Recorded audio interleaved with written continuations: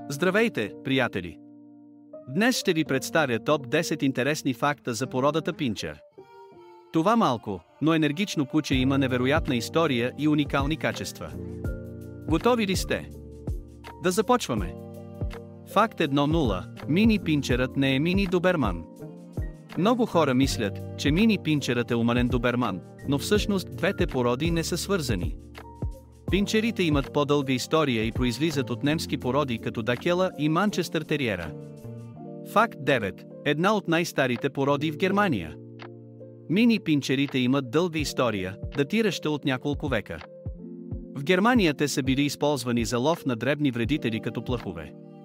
Факт 8. Пинчерите са изключително енергични. Тези малки кучета са пълни с енергия. Те обичат да тичат, скачат и играят, което ги прави идеални за активни стопани. Факт 7. Интелигентни, но упорити.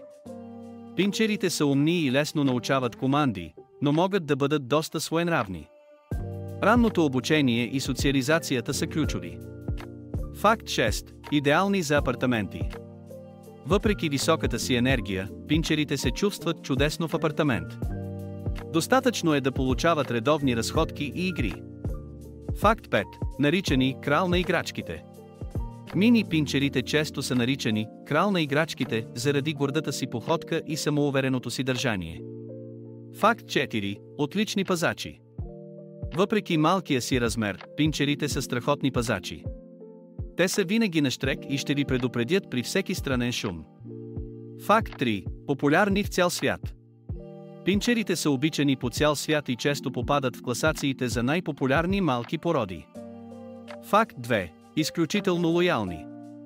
Тези кучета създават силна връзка с стопаните си и обичат да бъдат център на вниманието. Факт 1. Живеят дълго. Средната продължителност на живота на пинчерите е 1-2-1-6 години, което ги прави дългогодишни и верни спътници.